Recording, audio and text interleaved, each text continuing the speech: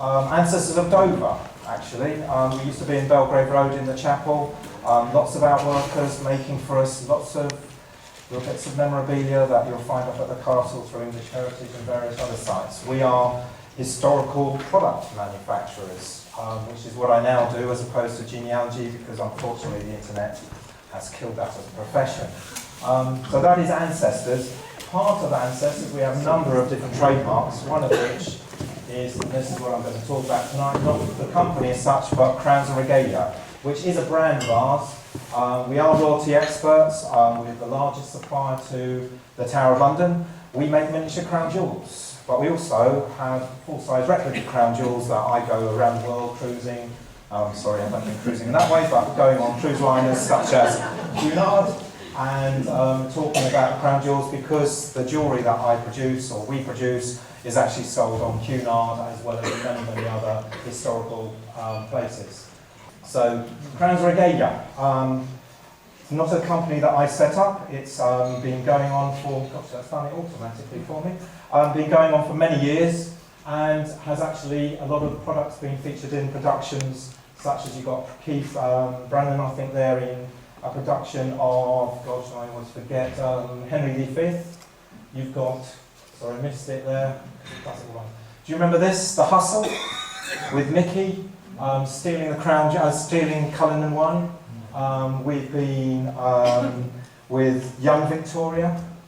There's Young Victoria. You've got, and I'm going to show you the actual, I think it's the actual piece. This is George IV's diadem, a copy of, but that was actually hired to her. Also, I found out today that actually before I took over Crowns and Regalia, about 11 years ago, 12 years ago, that was actually used as a within a portrait with the Queen, because they don't normally allow the royal portrait painter to actually have the crown jewels taken out of the tower for her for a sitting.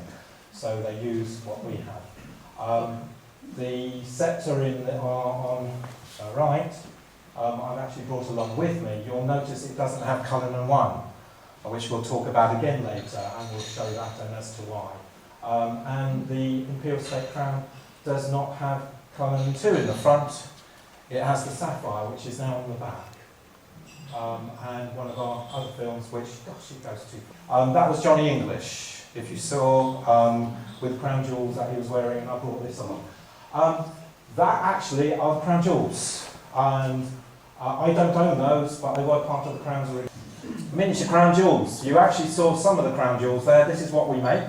There is Nigel Hawthorne, Manus King George. All of those were from Crowns and Regalia. There's Mickey again, and then finally we got Young Victoria. And I think that's a lovely scene. That actually shows things off. Some really good story about this when they were, and I know I haven't got a lot of time for my stories.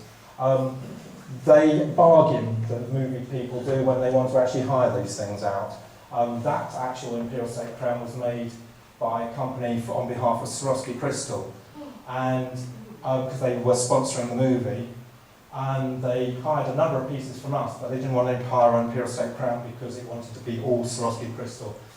About a week before the movie, or before they were filming in Lincoln Castle, they actually phoned us up to say, well, Swarovski have delivered the Black Princess ruby, and it's come bright pink.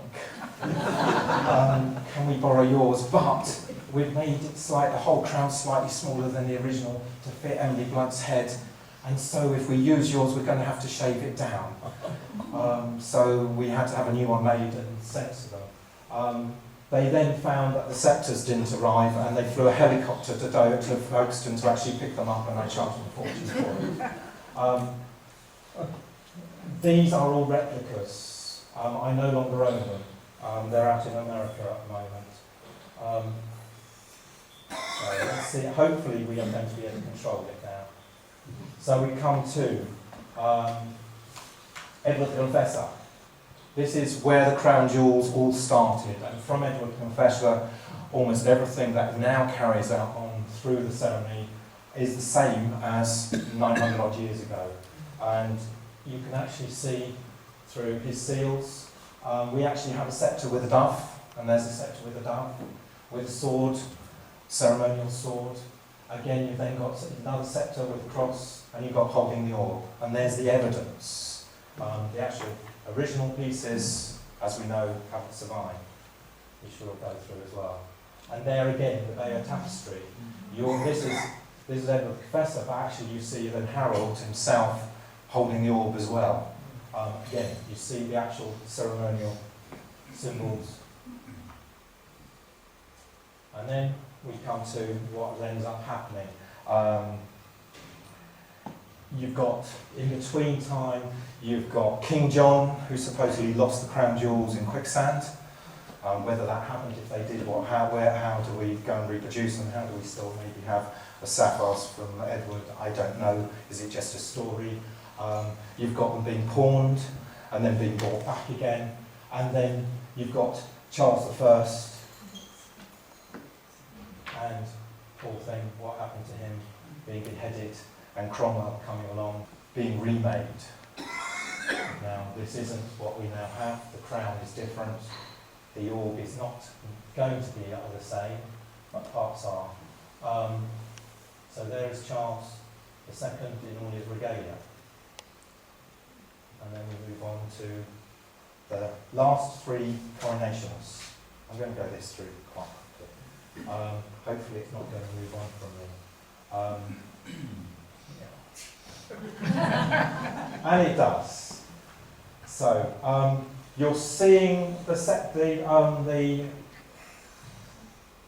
king, the monarch, sitting in the coronation chair. Coronation chair was built in the 1300s.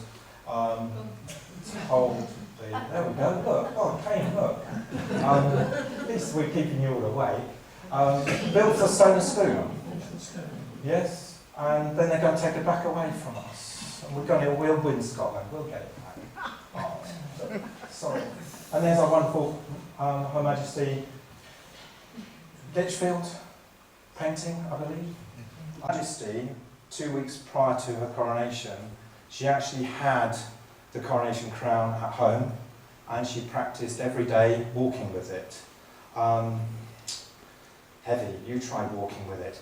It's, yes, in those days, a lady was taught to actually stand proper and be able to balance something on her head. This is going to lean backwards. So you imagine trying to actually wear that and walk as a regal person having just been crowned, with the nerves and everything else going on. I think we have to have an amazing admiration for her. That is a heavy piece. This is made out of brass. It's all got Swarovski crystals in it. It's all handmade. But yes, this is featured in many films. It's priceless. What I'm going to show you actually, I've got over £60,000 worth of goods here. We sold 2 of those on the maiden voyage of the QM2. Spurs. Once at coronation. Every monarch has had them.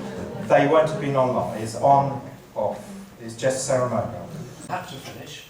I'm sure you'll agree that that has been completely different and fascinating, and it's happening on our doorstep, which is truly amazing. So, thank you very much indeed for a very interesting talk.